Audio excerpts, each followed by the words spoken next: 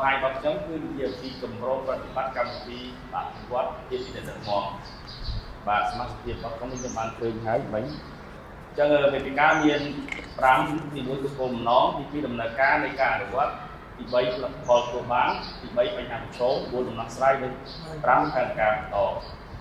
បាទគោលបំណងនេះគឺថាគោលបំណងសំខាន់របស់ដែលខ្ញុំបានទៅយកបាញ់មិញនេះគឺការប្រឹក្សាដែលដឹងក្នុងការឡៃទៅរៀបចំឡើងដើម្បីពង្រឹងអនុវត្តចំណេះដឹងណាមួយដែលបានរៀនពីអភិវឌ្ឍជាចំណេះដឹងនោះដែលយើងបានរៀនកាលពីខែមុនចា៎រយៈពេល5ថ្ងៃកន្លងមកនេះបាទអញ្ចឹងទី1គឺទីចំណេះដឹងនាំបាទក្នុងនេះគឺគោលគំនិតមូលដ្ឋានស្ដីពីចំណេះដឹងនាំទី2ជំនាញវិស័យតកតងការប្រើប្រាស់ជំនាញចំណេះដឹងដើម្បីគ្រប់គ្រងនិងលើកចិត្តបុគ្គលិកបាទទី3សមភាព gender និងបរិយាបន្នសង្គម JC ហើយនិងទី4ការណែនាំអំពីការប្រឹក្សាណែនាំបាទអញ្ចឹងយើងឃើញហើយថារូបនៅខាងស្ដាំនេះខ្ញុំបានធ្វើជាលក្ខណៈមួយហៅថាប្រអប់ក្នុងការវិវត្តនៃដំណើរការទី1ទាំង6ដែលនៅខាងឆ្វេងនេះគឺយើងមានអត្ថប្រយោជន៍នៃប្រតិបត្តិនៃគម្រោងប្រតិបត្តិមួយគឺការកំណត់អំពីតម្រូវការបាទចេញពីការកំណត់តម្រូវការហើយទៅទី2គឺការផ្សព្វផ្សាយដល់បុគ្គលិកបាទទី3គឺជួបជាមួយបុគ្គលិកម្នាក់ដើម្បីកំណត់តម្រូវការរួមទី4សង្ខេបគោលដៅអភិវឌ្ឍសមត្ថភាពទី5រៀបចំផែនការសកម្មភាពរបស់អ្នកហើយលើកទី6គឺធ្វើរបាយការណ៍និងកំណត់សកម្មភាពក្នុងសូមត្រួសទេបាទចាំដល់កន្លែងដែលខ្ញុំត្រូវបាទដំណើរការនៃការអនុវត្តគឺខ្ញុំយកបទសម្ព័ន្ធទី1ដល់ទី6ដែលអស់លោកស្រីបានឃើញហើយគឺទី1និយាយអំពីសំណួរការវិនិច្ឆ័យខ្លួនឯងដល់ទីផ្សារណែនាំទី2គឺរង្វេងតម្លៃខ្លួនឯងសម្រាប់ទទួលការសិក្សាណែនាំទី3ការកំណត់គោលដៅទី4ដំណើរការសង្ខេបពីគោលដៅរបស់សមាជិកពលិកទី5គឺផែនការសកម្មភាពទី6របាយការណ៍បទភាពនៃការសិក្សាណែនាំឥឡូវយើងមើលលទ្ធផលក្រោយពីយើងបានរៀបចំបណ្ដុះបណ្ដាលស្ដីពីពីដឹកនាំពីហើយយើងបានទទួលបាននូវចំណុចល្អៗដែលបានទទួលពីអ្នកកម្មការលើកធានបត់ការអភិវឌ្ឍពីដឹកនាំទី1គឺការពង្រឹងជំនាញអ្នកដឹកនាំចឹងការពង្រឹងអ្នកដឹកនាំគឺយើងឲ្យក្រុមរបស់យើងនេះនៅក្នុងអង្គភាពយើងនេះមានការអ្នកដឹកនាំបានមានប្រសិទ្ធភាពក្នុងការទាក់ទងជាមួយគ្នាបាទស្វែងយល់ចិត្តគ្នាបាទហើយនៅក្នុងអង្គភាពរបស់យើងគឺយើងធ្វើការមានទីជួយលើកជាមុនដោយសារតែយើងបានស្គាល់ចិត្តគ្នាអញ្ចឹងបើយើងដឹងហើយថាមនុស្សនេះតែយើងមកខកផ្សេងគ្នាមានចិត្តផ្សេងគ្នាប៉ុន្តែនៅពេលដែលយើងមានការទំនាក់ទំនងមួយគ្នាដោយសាររបួសយើងបានស្គាល់ឧទាហរណ៍ជាច្រើនអ្នកខ្លះចូលចិត្តលេងសើចច្រើនអញ្ចឹងយើងអត់អ្នកខ្លះឃើញចេញមកធុញប៉ុន្តែក៏ចូលចិត្តសើចក៏បន្តបរិយាកាសក្នុងក្រុមយើងរបស់យើងឲ្យមានភាពសប្បាយរីករាយហើយអ្នកខ្លះអត់សូវចូលចិត្តទេអញ្ចឹងគាត់មកមិនសូវនិយាយស្ដីទៅយើងត្រូវធ្វើយ៉ាងម៉េចលក្ខណៈត្រូវឲ្យដឹងយល់ចិត្តគ្នាហើយធ្វើការបីមួយត្រូវយល់ដល់ចិត្តលោកម្នាក់នេះមិនលេងសើចច្រើនពេកហើយក៏មិនមែនស្ងាត់ស្ងៀមពេកទេត្រូវតែស្វែងយល់អំពីវប្បធម៌របស់មនុស្សម្នាក់ក្នុងក្រុមអង្គភាពក្នុងក្រុមរបស់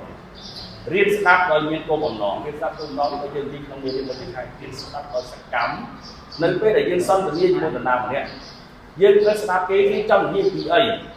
ហើយយើងស្ដាប់គេដើម្បីដឹងខ្លឹមសារគេដើម្បីឆ្លើយតបទៅពួកគាត់វិញបាទនេះក្នុងនេះខ្ញុំដាក់ថាដល់មតិយោបល់ដែលមានប្រយោជន៍ទៅវិញកុំមកស្ដាប់យើង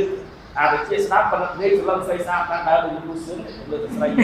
អីសាដើរទៅអត់មានមកស្ដាប់គេទេគាត់ទៅលើស្អីសាអញ្ចឹងដល់ពេលយើងឆ្លើយទៅឲ្យយោបល់ទៅគេវិញអត់ដឹងគេនិយាយថាម៉េចបាទអញ្ចឹងជាចំណុចមួយឲ្យវាមានសម្រាប់យើងការទំនោរអញ្ចឹងអាការអ្នករបស់យើងដែលគេមានអីត្រូវយកមកនិយាយប្រាប់យើងដើម្បីឲ្យយើងជួយរំលែកទុកឬក៏ជួយដល់យោបល់របស់យើងយកបានឲ្យ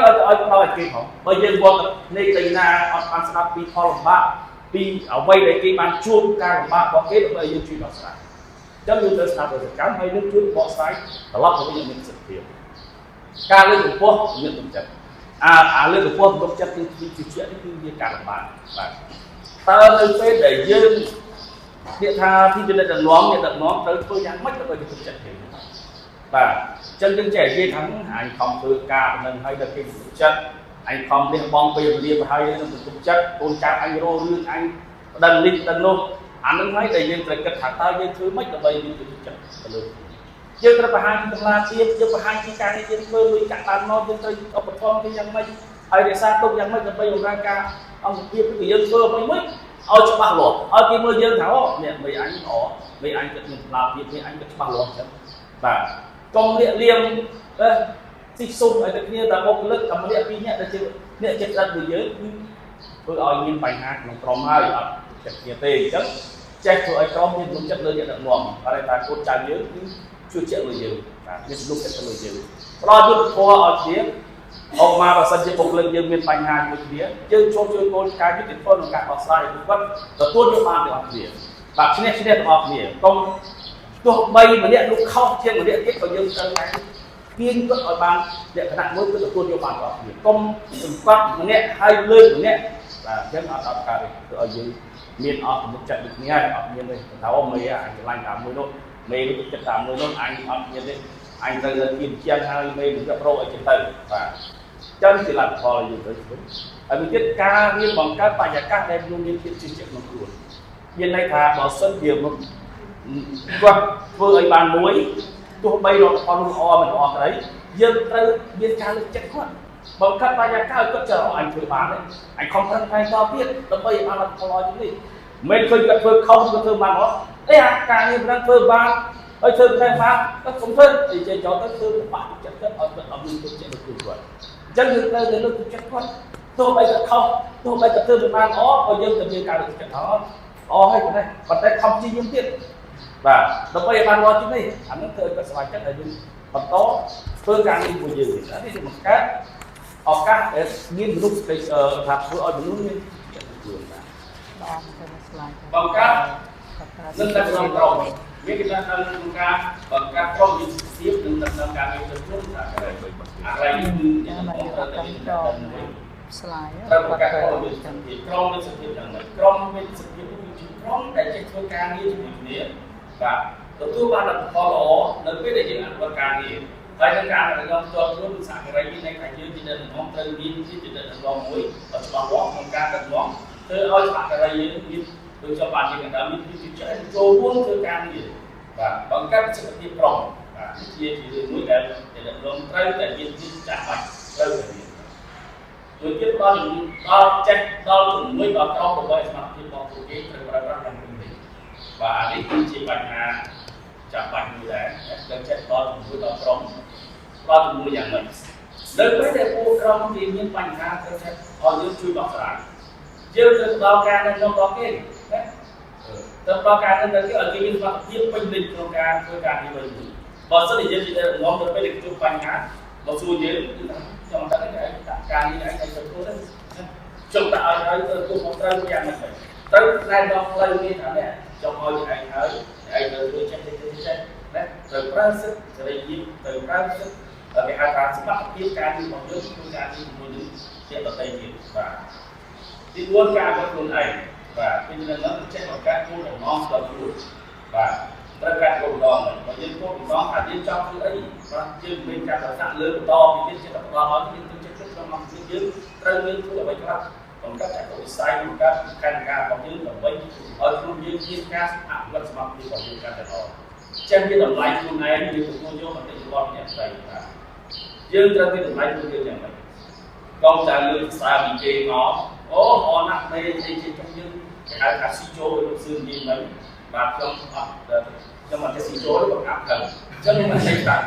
យើងត្រូវចេះយើងប្រែតែសមត្ថភាពយើងដំណាក់កាលប៉ុណ្ណាយើងត្រូវទទួលយកពីគេអីទៀតគឺប៉ុណ្ណាយើងកុំអានតែគេភាសាគេលើកកើតខ្លួនអានខ្លាំងអត់គិតមើលថាខ្លួនយើងតម្លៃរបស់យើងទៅប៉ុណ្ណាយើងត្រូវទទួលយកពីយោបល់ពីប្រទេសទៀតដើម្បីបង្កើតសមត្ថភាពកាន់តែល្អដូចជាលោកគ្រូបានឆ្លើយបោះបាយអស់ហើយពាក់ព័ន្ធទៅនឹងដំណើរការអនុវត្តពីចំណុចដែលអនុវត្តបានលទ្ធផលសម្រេចបានរហូតដល់មានបញ្ហាប្រឈមផែនការបន្តចាអញ្ចឹងកន្លែងនេះខ្ញុំចាប់អារម្មណ៍កោតសរសើរដែលលោកគ្រូបានលើកឡើងហើយសង្កត់ធ្ងន់ដដែលគឺភាពដែល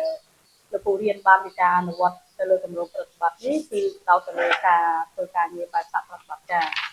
ដែលលោកគ្រូលើកឡើងថាកន្លងមកជាច្រើនបុគ្គលសួនតួអនុវត្តទៅខ្លួនឯងដល់ពេលយើងបានរៀនពីការសហប្រតិបត្តិការមានន័យថា dươngយកបញ្ហាយកមកដាក់លើតុជជែកគ្នាថាគួររកដំណោះស្រាយបែបណាដើម្បីធ្វើឲ្យកិច្ចការងារនេះកាន់តែសម្រេចបានលឿនហើយជោគជ័យចាអញ្ចឹងនេះជាចំណុចមួយដែលខ្ញុំចាប់អារម្មណ៍ដែលលោកគ្រូលើកឡើងហើយមួយទៀតដែលលោកគ្រូលើកឲ្យសំខាន់មួយទៀតគឺការធ្វើការងារជាក្រុមបង្កើតទៅមានប្រសិទ្ធភាពចាអញ្ចឹងវាមិនខុសពីសាបត្តិបត្តិការទេហើយជាចំណុចវាសំខាន់នៅក្នុងការវត្តមានប្រតិបត្តិផងដែរគឺលោកគ្រូលើកឡើងថាជាបញ្ហាប្រឈមនៅទម្រង់ប្រតិបត្តិគឺមានន័យថាពេលវេលាមកវាញឹកការងារស្នូលកិច្ចការងារច្រើនដល់ពេលយើងផ្សារភ្ជាប់ជាមួយទៅនឹងកិច្ចការងារគម្រោងប្រតិបត្តិមួយទៀតធ្វើឲ្យការបែងចែកពេលវេលាភារកិច្ចនេះគឺមិនទទួលបានផលល្អពីបព្វជិតទេចាអញ្ចឹងទូទៅយើងទទួលស្គាល់អំពីការដឹកនាំការងារហើយក៏សូមឲ្យលោកគ្រូជួយឆ្លុះបញ្ចាំងទៅលើមេរៀនភាពជាអ្នកដឹកនាំផងដែរដែលនៅក្នុងមេរៀនបែបបទជាអ្នកដឹកនាំលើកឡើងទៅលើកិច្ចការងារ snow ដែលយើងហៅថាការងារណាដែលវាសំខាន់ហើយបន្ទាន់ចាហើយការងារណាដែលមិនសំខាន់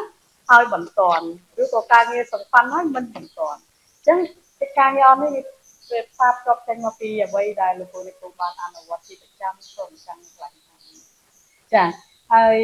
ជាអនុសាសន៍បន្តសម្រាប់លោកគ្រូគឺលោកគ្រូបានលើកឡើងហើយថានឹងបន្តធ្វើការអភិវឌ្ឍពីជីវៈជាប្រចាំដល់បុគ្គលិកក្រមអាវ៉ាត់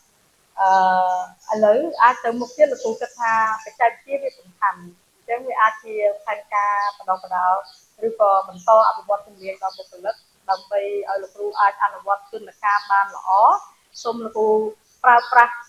ឧបករណ៍នៃការប្រឹក្សាណែនាំនៃ6អានិកនេះគឺល្អមែនទែនមានន័យថាលោកគ្រូប្រើប្រាស់ឧបករណ៍ឧបសម្ព័ន្ធពី1ដល់6នេះសបញ្ជាក់អំពីការដែលក្នុងនាមជាលោកគ្រូជាអ្នកផ្ដល់ការប្រឹក្សាហើយនឹងអ្នកទទួលប្រឹក្សានោះគាត់បានឆ្វេងយល់គាត់បានកំណត់វត្ថុបំណងជាក់លាក់ក្នុងការដែលអនុវត្តកិច្ចការងារនេះហើយការប្រឹក្សាណែនាំមិនតម្រូវឲ្យលោកគ្រូត្រូវតែមានពេលវេលាឬក៏យើងអាចប្រើប្រាស់នៅក្រៅម៉ោងធ្វើការឬក៏យើងអាចប្រើប្រាស់នៅទីតាំងណាមួយដែលលោកគ្រូគិតថាអាចចែករំលែកហើយឥឡូវប្រព័ន្ធ social media ក៏លឿនដែរមានន័យថាបុគ្គលិកក្រមអាវ៉ាត់ដែលគាត់ធ្វើកិច្ចការងារនោះគាត់អាចចែករំលែកមកលោកគ្រូហើយយើងកំណត់ពេលវេលារួមគ្នាដើម្បីយើងពិភាក្សាដើម្បីជាផែនការស្នូលមួយក្នុងរយៈពេល4សប្តាហ៍តើលោកគ្រូគិតថាយើងនឹងបញ្ចប់វានៅក្នុងកម្រិតណាមួយចាអញ្ចឹងជាទូទៅច្រើនតែយើងមានផែនការហើយមានកិច្ចការងារផ្សេងចូលមករំខានតែប៉ុន្តែជាការលើកទឹកចិត្តសូមឲ្យលោកគ្រូ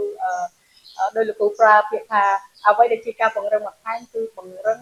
ទៅលើភារកិច្ចនៃការទទួលខុសត្រូវចាអញ្ចឹងកន្លែងនេះគឺជាចំណុចមួយដែលសំខាន់ដែលលោកគ្រូអាចបន្តធ្វើចាអរគុណច្រើនជារួមខ្ញុំសូមកោតសរសើរសម្រាប់អ្វីដែលលោកគ្រូបានលើកឡើងចាក្នុងការធ្វើបទបង្ហាញនេះហើយសង្ឃឹមថាលោកគ្រូនឹងបន្តការអភិវឌ្ឍជីវៈនេះដើម្បីកសាងសមត្ថភាពក្នុងនាមយើងជាអ្នកផ្ដល់ប្រឹក្សាក៏ក្នុងនាមជាអ្នកទទួលប្រឹក្សាចាអរគុណចា